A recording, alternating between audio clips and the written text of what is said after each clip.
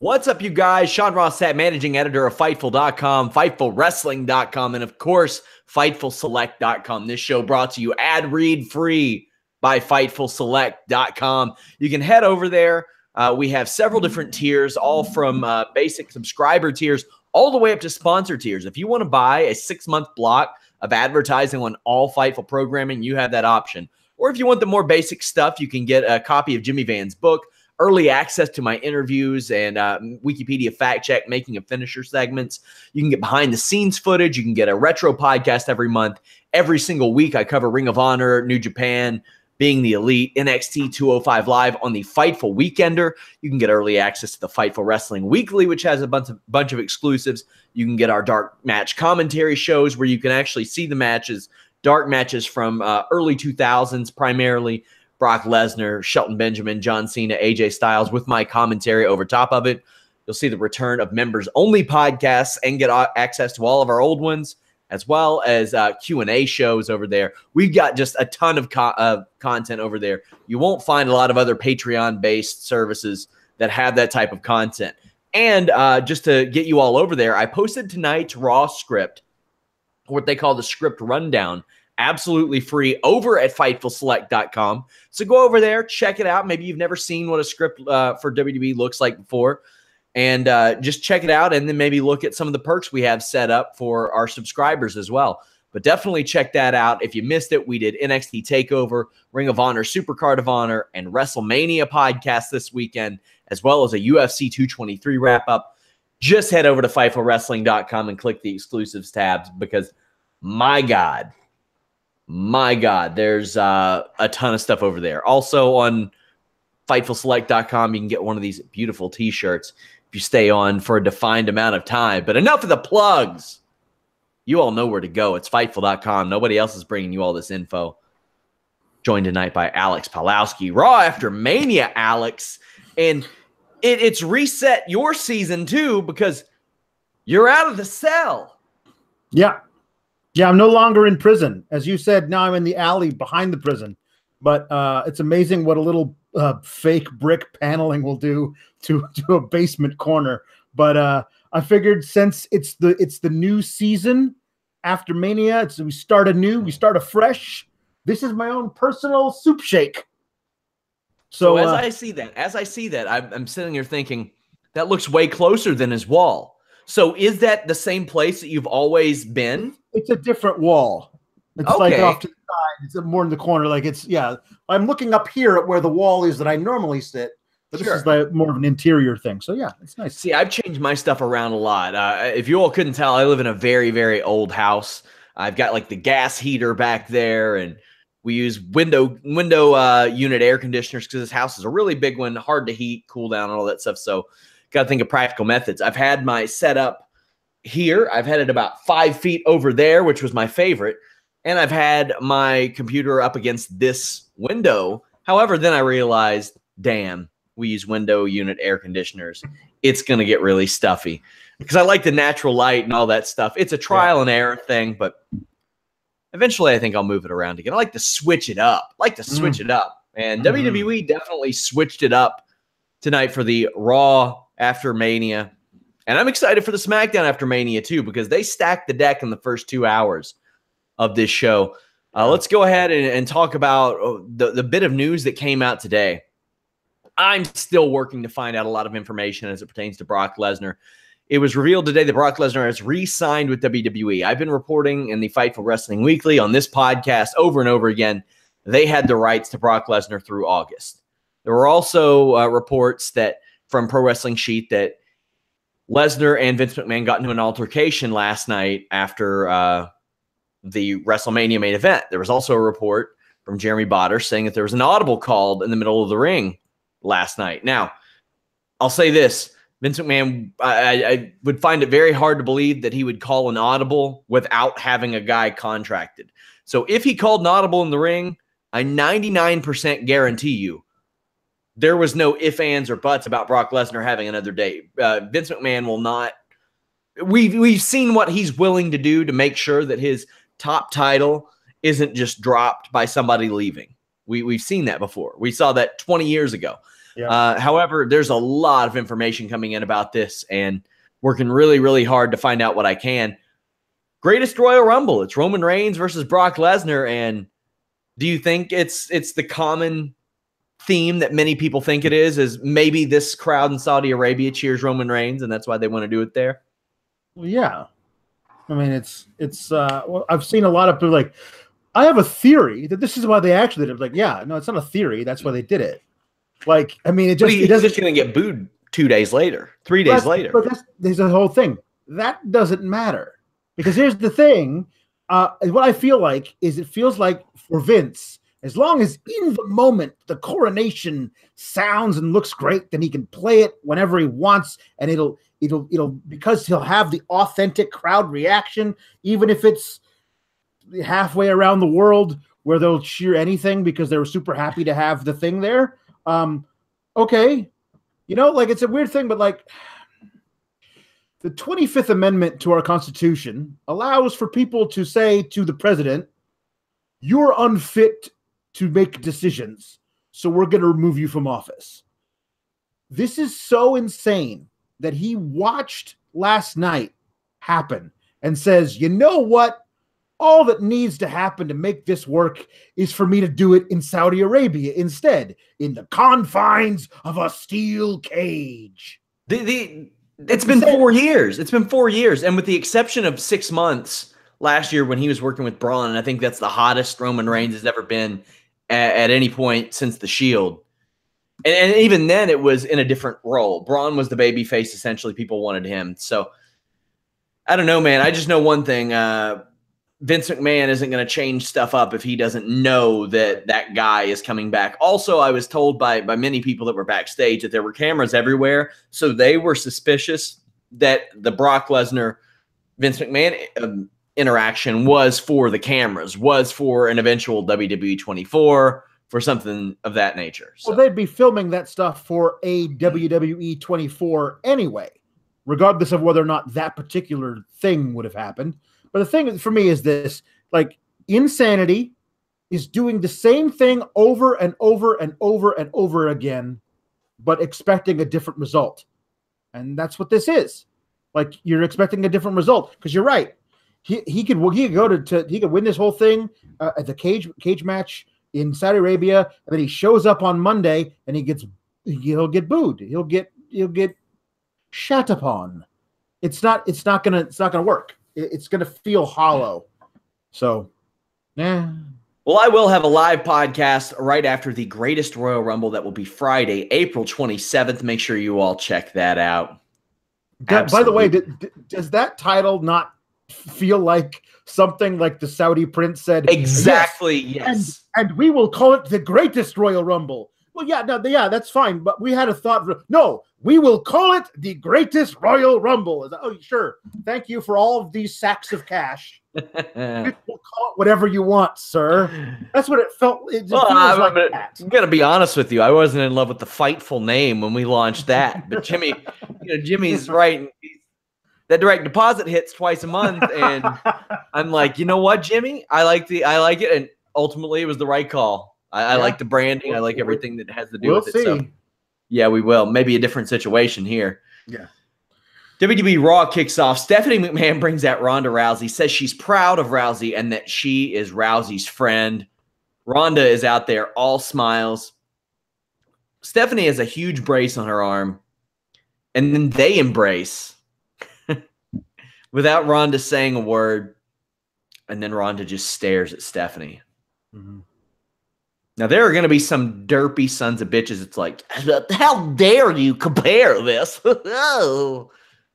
This is Stephanie Stone Cold Steve Austin right here. Mm-hmm. And it's because Stephanie is finally not just getting her comeuppance, but getting it with regularity. And that was part of the appeal of Vince McMahon and Stone Cold Steve Austin, is that it was rare when Vince got one up on Stone Cold. And already it's rare that Stephanie gets one up on Ronda. Ronda just breaks her arm all the time. And I hope that's a recurring theme. Just all the time. All the time. We get a flying arm bar. Rousey rips off Stephanie's arm brace. And it was perfect the way that the crowd reacted. as she stared at Stephanie McMahon, because they've established this now, that when Ronda Rousey stares at you, she hasn't locked it in. But then when she lays back, that armbar is in.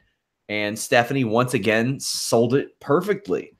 Yeah. This was really great stuff, especially to kick off Monday Night Raw. Yeah, it remains to be seen where they go from here. As I said last night, Stephanie and Triple H both have a history of peacing out after Mania for months at a time. Mm-hmm. So if Stephanie's down to like work for a couple of months or through August or whatever to get set up something for SummerSlam and you know, be the thorn in Ronda's side or whatever, and they want to do that, fine. Or if you go, great, this was a lot of fun and everything, we're going to build something in the late summer, go away in May and June, Ronda, and keep training, and we'll do stuff without you here. Like, that's fine too. Like, there's a lot of stuff that you can do here. But this did feel like the culmination of stuff rather than a continuation. And I think they can come back to this whenever they feel like it. So we'll see. I'm sure if WWE was allowed to book Ronda Rousey on Greatest Royal Rumble, they would. Yeah. And based on the card that's out there right now, I'd be like, what was the real WrestleMania? Yeah. Because I'm sitting there thinking, John Cena versus Triple H, we get a tag title match, we get Reigns versus Lesnar in a cage, which I think will probably honestly be better than their Mania match. Well, yeah. It'll certainly feel better because the crowd won't be crapping all over it throughout it. But the other thing is that apparently we're getting all of the male titles, like across both brands. That's the way it seems. At least that's what they advertised. But they also initially advertised the Hardy Boys against the Bar for the tag team titles. And well, that's the other thing is that this happens in 2 weeks from Friday. Yes. And next week is the Soup Shake. So all of these people who are who knows what brand people be on and what titles they'll be going for, you know? And we'll talk more about the Soup Shake next week. And people ask for predictions on who's coming up and stuff.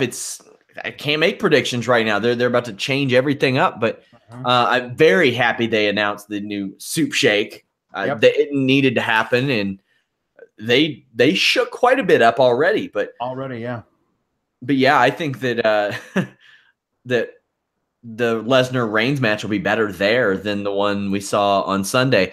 Also, I put when I found out that bit of news on Fightful or about the Hardy Boys being that match being changed up, I posted that little tidbit of info on Fightful Select. So keep your eyes out on stuff like that.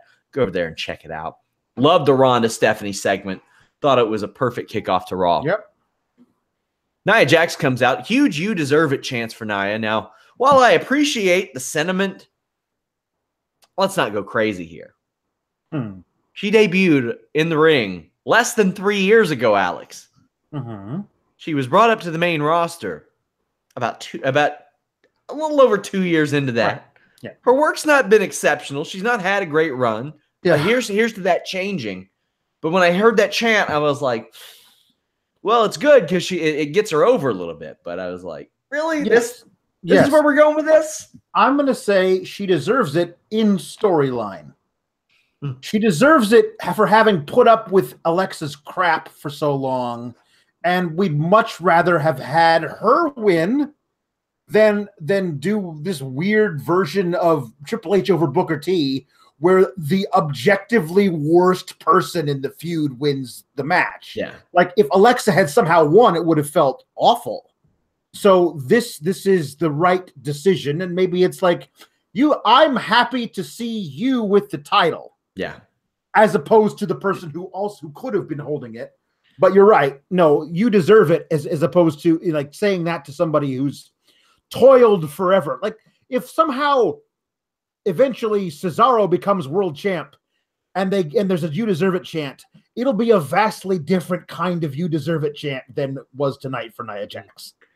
So they mentioned in commentary that Alexa and Mickey have been publicly campaigning to move to SmackDown Live because of what happened. And Alexa needs some freshening up, whether it be moving to SmackDown or a change in her character, because she played this character for so long and it was just character based because she didn't wrestle a lot. Yeah. I really thought she was like going to see the error of her ways as a result of a debuting Billie Kay and Peyton Royce. It's like, I was telling Joe Holbert on Twitter, the T-Rex in Jurassic Park was really shitty, but those Raptors were even shittier. So Alexa Bliss, who has had an eating disorder in her past, it's been documented. She sees Peyton Royce and Billie Kay, and it's like, oh man, and I don't know that anybody plays giggling bullies worse than those two or better than those two, save maybe Lay Cool in their prime. They were pretty damn good at it. But I thought that's the way it was going to go. It hasn't as of yet. I do love that Alexa Bliss came out and cut a promo about her being under emotional distress because of the ass kicking that Nia Jax uncorked on Mickie James. Nia says that she does have a partner. It's Ember Moon, and Ember gets a big pop, Alex. Yeah. No, absolutely. She deserves it, the pop, for her work in NXT, both right before Asuka left and since Asuka left when she became the champ. She's been doing really great stuff. As you said, her promo work has improved. She's always been great in the ring. I'm really excited to see what they do with her. It's nice. There's no pressure to like hotshot her into a title program with babyface Nia holding the belt. Yeah. You know what I mean? Like, and again, the soup shake's going to change a lot of stuff. Like, I'm not saying Ember's going to go from Raw to SmackDown, but somebody is coming from SmackDown to Raw, and that person will, whatever. We have no idea what's going on, but as you said, Alexa could wind up on SmackDown, but that would be one of the first people to go from SmackDown to Raw and back to SmackDown. Like, there are people like Becky Lynch who's doing nothing, not a damn thing on SmackDown, and has been there since the original draft. Like, Homegirl needs to get over to Raw and be involved in something. I don't know what it is. Maybe, I mean, not that I want this because I think she's a great babyface, but she could absolutely be justified in saying, hey, when's it my time? And turning heel in that fashion. Babyface heavy on Raw right now, depending on what they do with Sasha and Bayley. Ember hit the eclipse on Alexa, who's Ember did it great. Alexa took it great. She sold it great. That leads me to believe Alexa's switching because that's what they do. They beat people and then they move to another brand. So it wouldn't shock me to see that go down. Also, just a little note from the script, Dave Finlay, Fit Finlay, and Sarah Stock produced this segment, but it wasn't long enough for me to even give a match rating to on my match ratings that I put on Fightful.com. Very, very short. Yeah, it was a showcase for Ember, justifiably. Backstage, Kurt Angle does announce a superstar shakeup.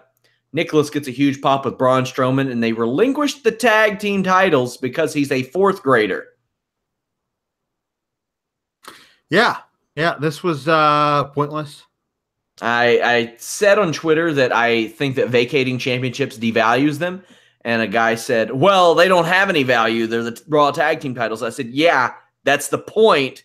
If you want to add value to them, that doesn't help. You can almost add negative value to something, and I thought that was why. Well, yeah. I mean, I good for Nicholas. He got a pop. He's John Cone's kid. He's a ref's kid. It's not a fan. It's not like a Make-A-Wish kid. Yeah. Which it was whatever. Good. The kid's not dying. That's very fortunate. I'm very happy about that. I thought it was cute that Braun's like, in a few years when he's done with school, we're going to get the tag titles back. I thought that was cute. And the kid's like, and then someone's going to get these hands. Oh, it's cute. That was good. I mean, cool. That's fine. It doesn't make a lot of sense to me because apparently what you're going to get is Sheamus and Cesaro versus people we've already seen on Raw for a while. I thought it was going to be a debuting team that was going to wind up grabbing the belts right off the bat. That's going to happen. I think it'll be kind of a debuting team. I think it'll be Bray and Matt Hardy. Me too, but I mean, at least those are guys we know. We've seen them around. So we'll see what happens. My thought with this was, this to me is a clear sign that Braun's headed to SmackDown in my mind, because That way, you get him away from Brock and Roman. You don't have to worry about everyone clamoring for him to be in that title program. This is a way, like, this whole thing of like, well, I won the tag titles. Now I'm kind of, he didn't do anything. He just said, we want to relinquish the belts, but that was it. He didn't say, now I'm doing this instead. None of that happened. So I would not be surprised at all to see him wind up on SmackDown. And there's no shortage of stuff for him to do over there. Like, you know, and you could absolutely run a whole bunch of stuff in that realm. Gosh, you know what would be great? I'd like to see him power slam Jinder 75 times. You know what I mean? Sure. There's a lot of stuff you could do to get over there that nobody would be clamoring. Why doesn't Braun face Roman? Nobody would be clamoring for that because he'd be on the other brand. Especially you. Because he'd be on the show you don't cover. Oh my God, you'll quit your job. What the hell? Maybe I'll have to do a soup shake of my own. No Way Jose debuts, defeating John Skyler. He hits a short arm hip toss neck breaker. You heard me right. And a fastball punch. That's a wrap. I think a lot of people may be confused why No Way Jose's up. If you've ever seen him at a live event, you'll know why, because I've never in my days seen a more consistent, effective show starter than No Way Jose on a live event circuit. He could spend a couple years on the main roster. They could put him on live events and nothing else, and he will do what they want him to accomplish. He gets people to dance. He gets people out of their seat. He gets people to make noise. He's gotten better as a worker. I am completely fine with a No Way Jose right now. What did you think of the Rosebud return? I mean, he did this at takeovers and stuff. He'd have people coming out in WWE merch, and they'd be conga lining with him and all that stuff. That's fine. I mean, it certainly does conjure up images of a horribly failed gimmick they tried that worked in NXT but did not work on the main roster. I think that the thing about NXT about No Way Jose is that his ceiling is way lower than other people as far as like I don't expect to see him contending for titles and stuff. Like you take a guy like Ty Dillinger, who was a huge fan favorite in NXT, and we all wanted him to get some gold and something like it was a big thing that we were pushing for him to like really get his shot. Nobody was pushing for No Way Jose to get his shot. He was a lot of fun to watch, and he's a big dude, and so it's kind of impressive when guys like Lars Sullivan squash him. You know what I mean? So on the main roster, what's his thing? His thing's going to come out on main event and have an 18-month feud with Kurt Hawkins, and it'll be a lot of fun for the live crowds, and that's great. You know what I mean? But nobody's going to be. Everyone's like, well, they could have brought up all these other people, but there's not a lot of room at the top. There is a lot of room in the lower to mid card where you could actually just get over a guy who conga lines and then hits a fastball punch. It'll get a pop, and that's what he's going to do, and he'll be really great. Another one too short to give a rating to. We had the first match in the tag team eliminator, which Kurt Angle announced when the bar came up and said that they wanted their rematch.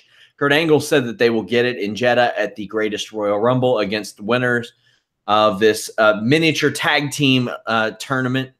The Revival defeated the Good Brothers. I love good old high-flying Carl Anderson flying around. He eats a shatter machine. Started in progress. Had this been a 10-minute match, it would have been one of those that I give 6.5 or 7 out of 10 to, which is pretty well above average, but it was just a few minutes. It was to get the Revival a win, and Good Brothers are one of those teams that I see probably moving on. Yeah, as long as they stay with Finn, because I think that those three guys are really good together. And well, they don't have to. I know that. Oh, so they don't have to. But I mean, whatever roster they got an AJ Styles or a Finn Balor there. That's true. But I do. Finn has felt different since he started running with the Good Brothers again. Like it looks like he's happier. And so, like, it feels like he's into it more. Like his matches have been better since he's had that kind of the running buddies, even if they're not at ringside. The thing I liked about this was that it hit a lot of the Revival's greatest hits, like Scott Dawson reaching behind his head during an atomic drop to get the tag for Wilder. There's a lot of like who's legal, all that stuff that they confuse guys with. Shatter Machine always looks great. They bait Luke Gallows into kicking the barricade and wrecking his knee. Like all really great Revival stuff, which makes me sad because they're just going to lose next week to Bray and Matt. Yes, they will. But they always get a little bit of a head start, and then, and I wish they could keep going. So we might as well cover the main event segment since it's like one of the least noteworthy things. But Seth Rollins comes out and talks about the accomplishment of reaching the Grand Slam. The crowd reacts in fantastic form, gives him a great ovation. Finn Balor follows Rollins out and says that he wasn't pinned and he wants the opportunity to face Rollins, agreed upon by both parties. However, the Miz Taraj come to the ring, and the Miz gets a great reception for having a child. This is going to be a lot of fun, Alex. We've talked about it before, so we don't have to expand upon it, but this character is going to be fun. And I like that Rollins and Balor, good babyface writing here, to have them be like, yeah, man, congratulations. That's awesome. I'm proud of you. Yeah, it was good babyface writing up until a point where they took an unnecessary shot at the Miz's wrestling ability. Whoa. Why would Miz has been a dick for a decade? Oh, sure. But in this particular moment, that was unnecessary. Just as necessary. It's been a decade of dickedness. Like Sure. But listen, the man's baby cried, which made his wife cry, which made him cry. And then you got to kick sand in his face, Seth Rollins. Come on. Come on. Sorry. Go easy on the guy. Sorry, Alex. Easy on the guy. I don't care when you have your kid, if you're a dick to me for 10 years prior, understandable. You had your grace period. It was a couple days. I was nice to you. Understandable. A decade. Anyway. A decade? A decade. 10 years, man. Miz says he wants his rematch at the Backlash pay-per-view, but they can go 3-on-2 right now. Instead, Jeff Hardy makes his return, stands tall with the baby faces as the Miz Taraj leave. Take a powder. So later on, as we're going into the match, I haven't gotten to the Matt Hardy, Bray Wyatt stuff yet, but I'll go ahead and address it. I like that they plugged this hole. They had Matt run into Jeff backstage. Jeff, who's wearing pretty much matching gear with Finn Balor, but they address it, and Jeff's like, okay, cool. And they also, we'll talk about the Sister Abigail thing, but they didn't just ignore, well, why wouldn't Matt and Jeff be hanging out here? Yeah. They addressed it, and they, more importantly, they had Rollins and Balor address it. Yeah. What the hell was that? And Jeff's just kind of like, I don't know, man. I just go along with it. Don't want to get slammed through a table at my brother's house again. I just want to go over there and have nachos sometime without getting my ass kicked, you know? I don't want to get side affected off of the apron through a table in my brother's garage, dude. Like, have you ever tried to not go along with it? He'll run over you with a lawnmower. He's got this drone which shoots lasers, and there's fireworks in his backyard. You don't even want to know. Jeff's like, I'm not saying shit. They just hired Jeremy Borash, and I don't know what he's up to. So this is fun. It was really fun, and I loved Bray and Jeff hugging it out. Like I just love Brother Nero and a big hug. Like there's a lot of potential here. I fully expect it to be squandered, but there's a lot of potential. Well, we could see a split here too. That's the way I would think. In the match, Jeff hits Poetry of Motion, which Cole messes up the call and then admits on the air, he's like, you know, I probably should know that. I came up with the name for the move. I like that. Commentary was horrible tonight. The worst since Coach's first night back, I think. Dreadful. Horrible. Back and forth tag action. I don't know how we're supposed to care about Axel and Dallas, but Whisper in the Wind does hit on both Dallas and Axel and hit as well as I've seen it in quite a while. Rollins hits a suicide dive, then a tope con hilo. They got Burn It Down over tonight. They need to thank Bo Dallas and Curtis Axel for the unbelievable ass kicking that they took in this match. I hope that when they got to the back that all three of the baby faces said, thank you guys.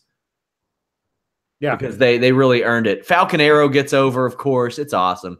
Curb stomp for the win from Rollins. After the match, there is a twist of fate, a coup de grace, a swanton bomb, a super kick, another coup de grace, another swanton bomb, another curb stomp. Damn. It was excessive. It was egregious. It was one of those things where, like, okay, like there's one point where I actually liked the commentary tonight where Coachman goes, the win isn't enough. Yeah.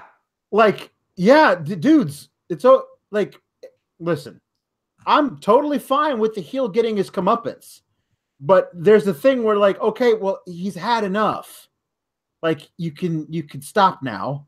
Like, we all saw the heel did a bad thing, and now you beat him up. You don't have to keep beating him up until he's dead. That's just excessive. Little scoop nugget here. Tyson Kidd produced this. I see Jeff Hardy moving into the RVD spot from a few years ago. That's what I see for him. Sure. Because it's hard for me to believe that WWE would believe that he could stay healthy long enough. Yeah. Speaking of, this led into a very sad segment. We had Mandy Rose with Absolution defeating Sasha Banks with Bayley. Bayley comes down to even the odds and gets cheered heavily by the crowd. I think that would be a cool thing that should be referenced later on by Sasha, is that Bayley came down during her match, cost her the match, and got cheered as a result. Sasha hits a good Thesz press, works over Mandy. Mandy comes back, but she has really elementary offense. This wasn't very good, in my opinion. Sasha has a heatless opponent to work with that doesn't have the benefit of being experienced. Sasha gets a big knee on the apron, double knees off the top rope, but outside the ring, Bayley accidentally punches Sasha Banks, and then Mandy cracks Bayley with a knee of her own. Gets the win. This I would have went subpar to me, but the story at the end and Mandy Rose's nice knee kind of evened it up for me. I thought it was fair stuff. Yeah, but the storytelling's all wrong. Like, how long ago did they have their locker room brawl where they were like pulling hair and smashing faces into lockers and stuff? And now, like, Bayley's just like, oh, because they told me to, I'm going to come out here during your match and stand by the... Like, I don't know why that happened. Like, it doesn't... None of that makes any sense. I know you have to get Bayley out there, but you already did the backstage brawl. That's it. Like, they're not, I don't know. Why is Bayley out there if not to intentionally cost Sasha the match? That should have been your thing.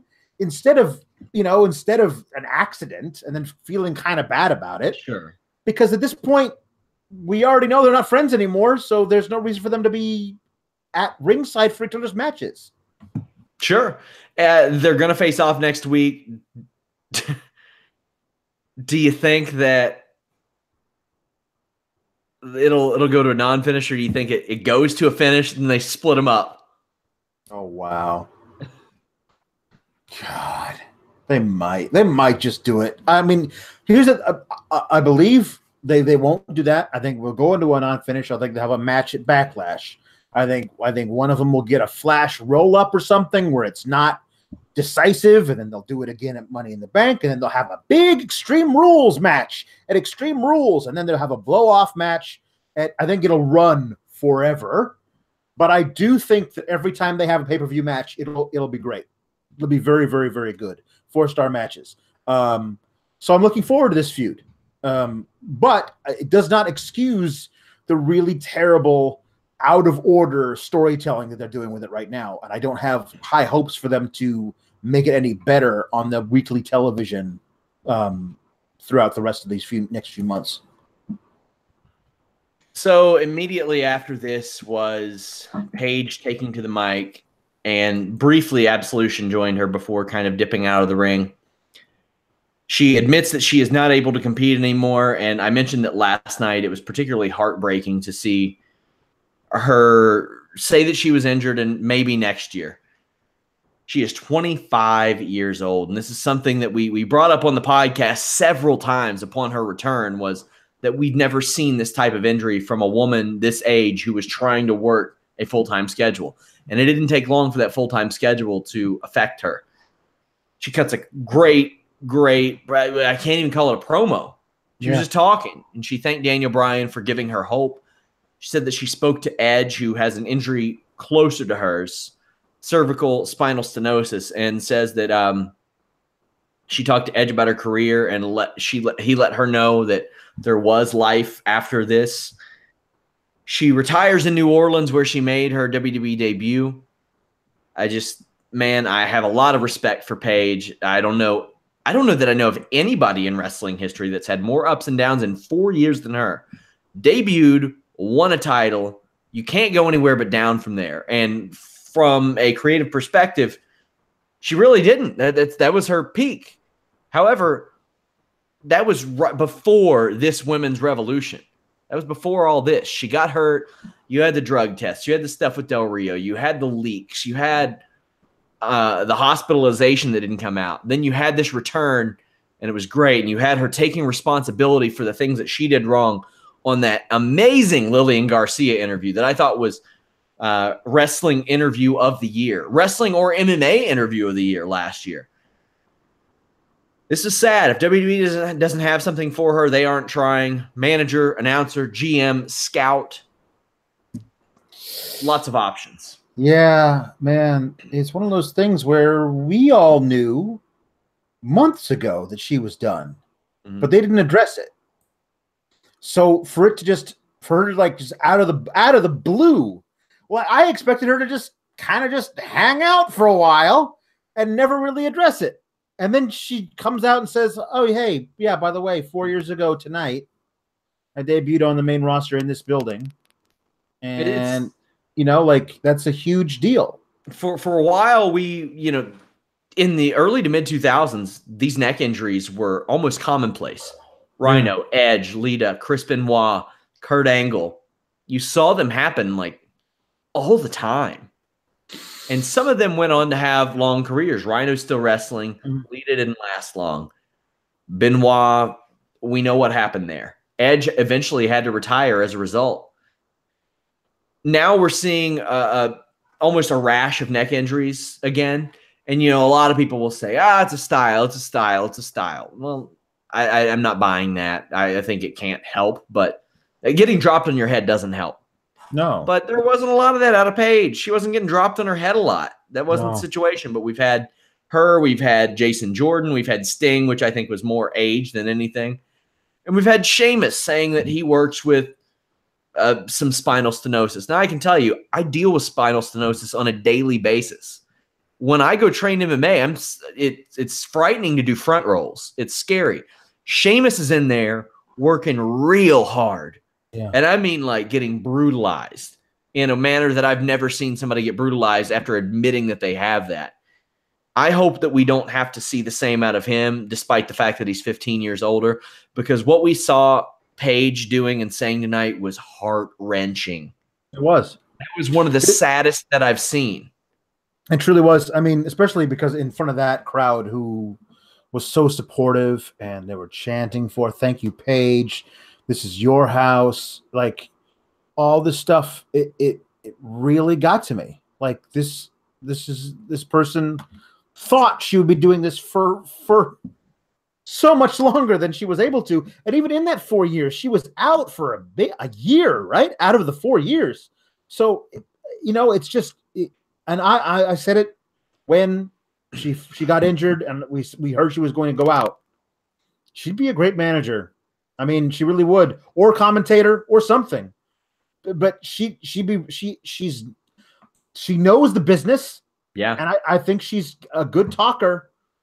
There's a lot of stuff that you could do with this, but the way she said it, it felt like she was stepping away from the business. Like it. Do you think that she'll be the type of person who wants to wrestle outside of WWE? Because here's the thing. When Daniel Bryan wanted to do it, it was because of a brain issue that a bunch of doctors were saying that he didn't have.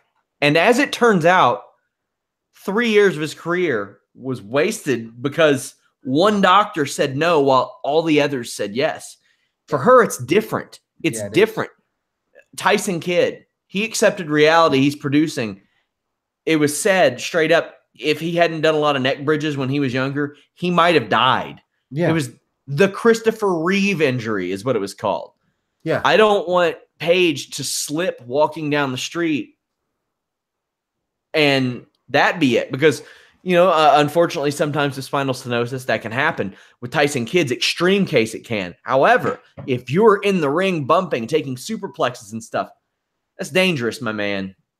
Oh, yeah. No, this is – I don't – because we knew that Daniel Bryan had all these people who was telling him he was okay to go, it all depended on whether or not you believed all those people or the WWE's doctor. Now, whatever. In this case, I feel like nobody's telling Paige, yeah, you're fine.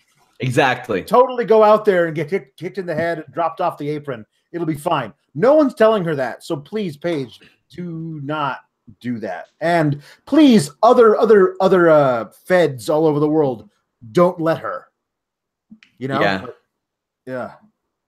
Elias comes out. He is super over, gets a great ovation. That's going to sound like a broken record tonight, but a lot of people got great reactions. Sings a hilarious song about how he wants to punch everybody in New Orleans in the face. The guy's dedication to his gimmick was great because he showed up on Bourbon Street last week and started to perform. And he's developed into a good guitar player.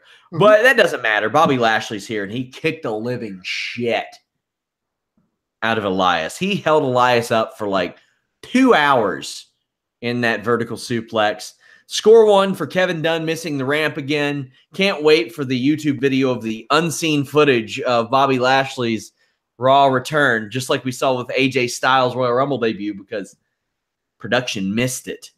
Yep. But nice return, great reaction for Bobby Lashley. He looked great. Yeah, he did. And I had a friend of mine today, when the word was leaked that he might be returning tonight because somebody production left their laptop open or whatever, and somebody snapped a picture of it.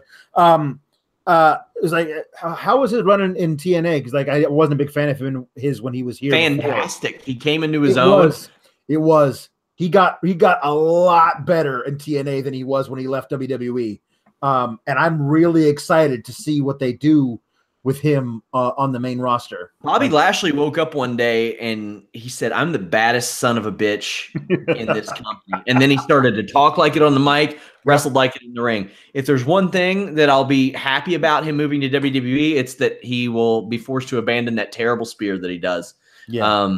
I think it was him and or Moose that would do like the flip with it, and I hated it. Looked bad.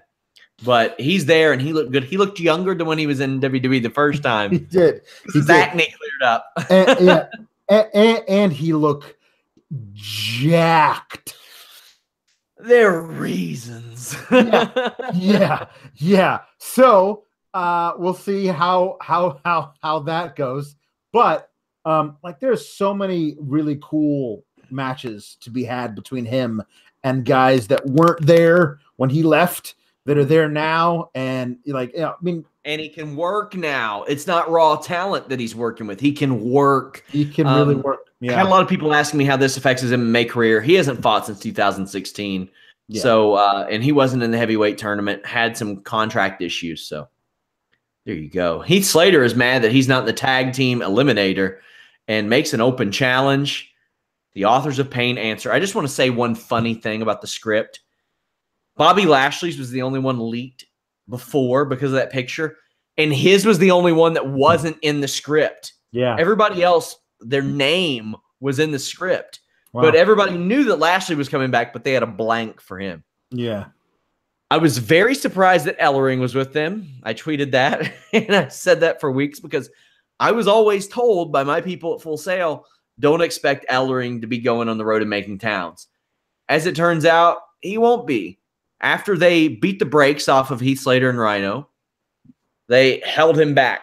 And I think that's good for a number of reasons. Continuity, closes a plot hole, keeps Ellering off the road.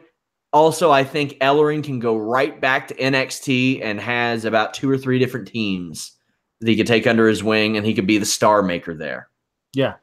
The thing about Ellering is that I was always a little confused at his necessity with the team in NXT to begin with. He didn't do a lot of talking for them. No. It was a lot of like, hey, if this guy says they're good, they've got to be good. Doesn't bump either. He doesn't bump. No, like he got involved in certain matches. They put him in a damn shark cage in one match because they were trying to sell shark cage toys. Well, I mean, goddamn, Alex, the man managed DOA, so you know his endorsement means something. Exactly. That's the whole point. That's why he's a guy who says, well, if this guy says you're good, then you're good. But I mean, to be serious, he managed King Kong Bundy, Crush, Arn Anderson, Jake Roberts, Road Warriors, Iron Sheik, Abdullah the Butcher. Like he's proven. Yeah. The spoiler, I think, Don Jardine, the guy that trained the Undertaker. So track record. Yeah, exactly. I'm really happy for Authors of Pain. As I was doing a lot of rewatching of stuff over the past couple of years in NXT leading up to TakeOver, they were in matches I was watching. They've improved so much just in the past 2 years. And it's one of those things where, hey, great, they're up here. Hey, wait, they're not involved in the tag team title picture yet. Like it feels like they're going to slow build these guys where you don't need to. They're ready. They're ready to squash whoever comes out of Jeddah with those belts at Backlash. Like I would hope so. And the thing is, there are a lot of, like how I mentioned Paige. When she won the title her first night, there was nowhere for her to go but down. I think these guys are the opposite. Yeah. Because when you win, okay, I automatically buy them. Also, I think you pair them with Samoa Joe. I've been saying it for weeks, months. That is your God level main event talent. I'm talking like, I didn't think he could get better than the Shield. These three, you know what you name them? The sirloin beef sons of bitches. Yeah. I also feel like the Usos wind up on the same show with these guys. You mentioned that last week. And do some really great stuff, especially if you got Samoa Joe and them running together, and then you got the Usos teaming with Roman because Roman's feuding with Samoa Joe now. That's a lot of cool. Is there a spigot anywhere around here? Because I need hosed down. Thinking about that one. Also, they need a better finish than the leg sweep clothesline. Doesn't scream fear me. No, the clothesline, the lariat looks vicious, but I feel like the leg sweep kind of lessens the impact. Yeah, because you're being cushioned to the ground. Like also, it's the move you always add to your create a wrestler when you're just trying to get that move set done. Yeah, get out of here. No one. Roman Reigns versus the Establishment. This was so dumb. So stupid.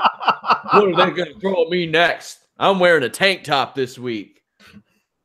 But you know what I found out today? It's really cold in this venue, and they knew I didn't have sleeves. So I found out today that I'm wrestling Brock again in 3 weeks in Saudi Arabia in a cage match for the title, and I don't understand why I had to find out about it on Twitter. I'm really upset. You mean to tell me I got my ass whipped in the main event, and they have the gall to give me a championship match, another chance at that title that I want so bad without telling me? What other hurdles are they going to throw at me?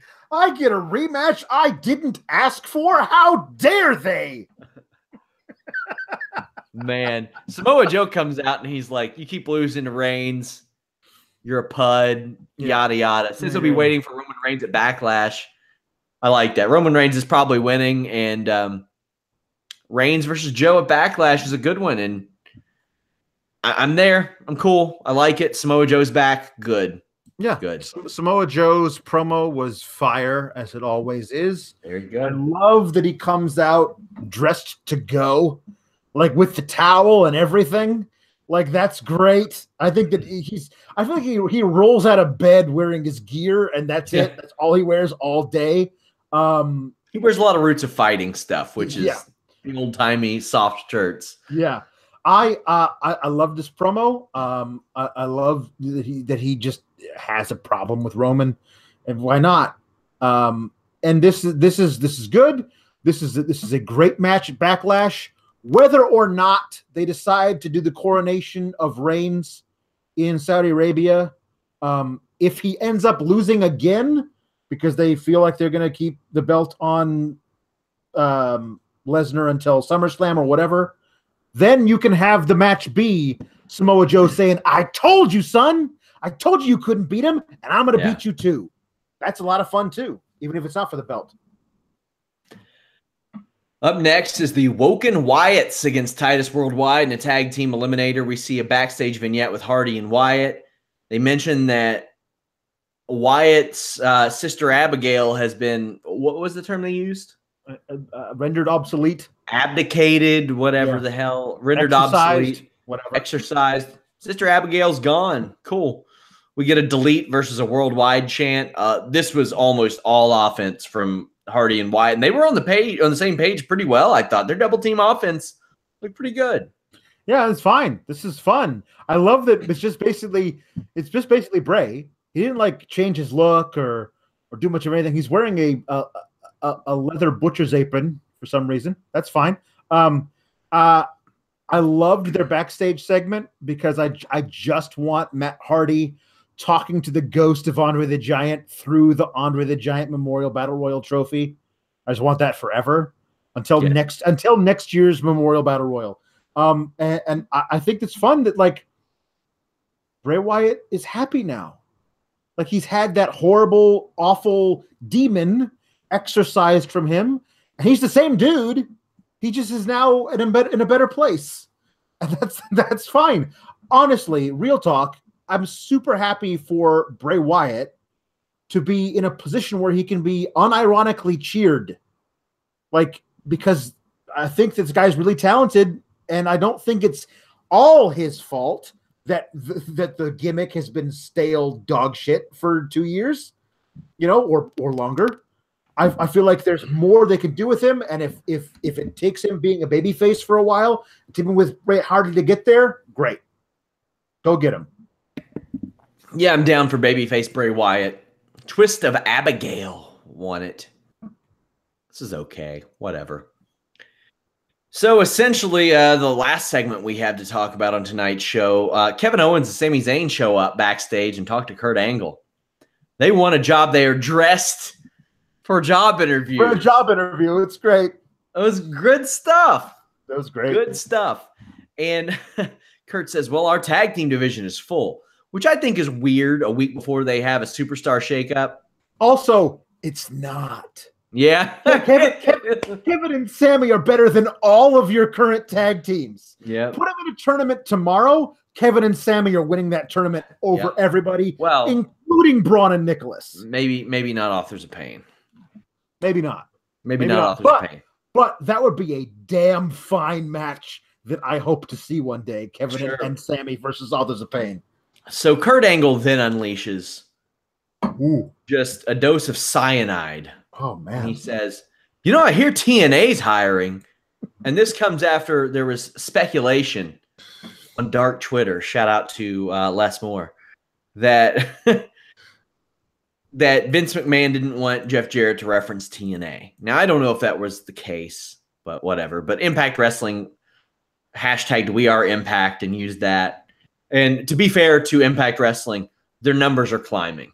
Yeah. They have embraced the fact that they are an independent promotion with television, and it seems like viewers are coming along with that, at least slowly but surely. It was, and I think now that they have cut bait with with Del Rio, they can only go up because that guy's just going to weigh you down, especially in the main event picture of your Fed. Get him out.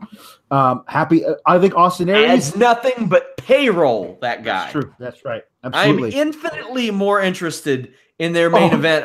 I might do a live podcast after Redemption now. Oh man, Pentagon and Phoenix, Pentagon versus Phoenix versus Austin Aries is damn good stuff. Let's do that. Let's do that.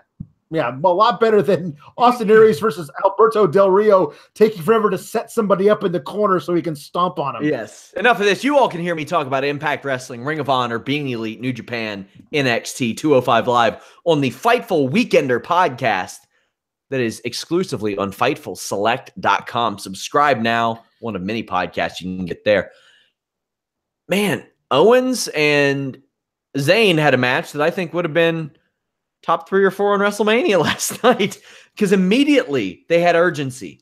Opening bell, urgency, trying to put each other away quickly. The pace of this was insane. The 20 seconds without commentary was phenomenal when they came back from a commercial, and I don't know if they knew they were back. Yeah. Owens did a cannonball to Zayn when Zayn was on the apron, but his head was leaning in. Real cool. Frog splash for 2. Zayn hits a haluva kick, but Owens is in the ropes. Then Owens falls out of the ring after a pop-up powerbomb. Alex, I have missed the Super Fisherman's Buster so much. Yeah. And it ended the match. You did. It ended the match. You know, I'm saying, oh, the Blue Thunder Bomb needs to be a finish. I've never needed the Super Fisherman's Buster to be his finish, but I needed it to be a finish. Tonight it was a finish. Yeah. And neither one will join Raw as a result, which got a TNA chant. Maybe the first since Donald Trump versus Rosie O'Donnell on Raw. Yes, that's possible. So this was really great. This was the whole thing. It's like when I thought the plan was before Fastlane, we thought that it was going to wind up being Sami and Kevin weren't going to get along and they're going to have a match at Mania. I thought to myself, listen, you're going to give me Kevin Owens and Sami Zayn and on the grandest stage of them all? I don't care if it's a kind of a lackluster end to this ridiculous feud that has been going on with Shane McMahon. We know the match is going to be great because these two are incapable of having a bad match together. I loved this, and I love the idea of I only got one spot in my singles division, so you guys got to fight for it. Immediately, I'm like, the stakes are through the roof. I love that, and I love that during the match, Kevin is screaming at Sami, "I need this." I'm like, basically, like, I'll do whatever I can to have to beat you. And so now they both got counted out. Neither of them is joining Raw. I want them to show up at the NXT tapings and ask Regal for a job. Those are Wednesday, yeah. I think so. I think that'd be so fun. Although WWE has enough content, they have enough content from Access that they could just run stuff for. That's another thing that I posted on FightfulSelect.com exclusively this weekend. I talked to some of the talent at Access. They know it was filmed, but they have no clue if it's going to ever see the light of day. They weren't told. Wasn't it something, I forget who said it today, they're in their little post-Mania conference call. They're going to do a tiered thing on the network. They don't know when, they don't know any of the details of it, but it's going to happen. I feel like if you tape WrestleMania Access and that's on your most expensive tier, I'll pay for your most expensive tier. Yeah. Like if that's what you're going to do is like all these little things like house show matches and stuff that are going to wind up in places, live events across the in Australia or wherever. If those things end up on the network, but you got to pay extra to get it, I know I'm going to do that. 30 seconds or less. Any predictions for call-ups tomorrow? You will be joining me on the SmackDown show tomorrow night. Yes, I will. God, Billy Kay and Peyton Royce have to, right? They have to. Peyton left town. Said that she left town today. And yeah, we don't. I mean, New Orleans is not that far from Tampa, so you know what I mean. I guess those two. I wouldn't be surprised to see Sanity show up. All of them. Yeah, all of them. All three of them. And Nikki. Yeah, and Nikki too. What's she doing? Nothing. Yeah, I would not be surprised to see that. At all. I don't think they're gonna pull the trigger on Almas, but that dude's ready for the main roster. I'm gonna say Sanity, Almas, Big Cash shows up. That's my predictions. I'm not a report thing. Please don't put out there. Well, Sean said this. It's a prediction. I wouldn't be surprised to see Big Cash not show up tomorrow, but show up after the Soup Shake. Yeah, sure. Any new people for 205 Live? Ooh, that's a good one. I think that may happen during the Soup Shake too, but I guess we'll see. Guys, please follow me at Sean Ross Sapp. Most importantly, visit Fightful.com. We cover MMA, pro wrestling, and boxing. Maybe you don't like MMA or boxing. Well, you can just go to FightfulWrestling.com because if you like this podcast, you will definitely like our news. We have news around the clock. up to date, breaking news, exclusive news. We have interviews. I interviewed so many people last week. We had like 6 or 7 guests on the list, and your boy, our flagship show that airs on Wednesday. We had people from WWE, Ring of Honor, Impact Wrestling, Lucha Underground, Title Match Wrestling, WrestleCon, Wildcat Wrestling. We had representation we had Joey Janela's Spring Break. Everybody. So we gave everybody pretty fair coverage this weekend, I think. So please support Fightful.com, and please go check out FightfulSelect.com. You can follow Alex at Pawlowski the Fourth. He will be joining me tomorrow night on the SmackDown Live post show, since Jeff will still be traveling back. But I want to thank you guys so much for all the awesome live chats we've had this weekend. You all can subscribe to us, iTunes, Stitcher, YouTube, Player FM, all over the place. Leave us a thumbs up, subscribe. Until next time, we're out.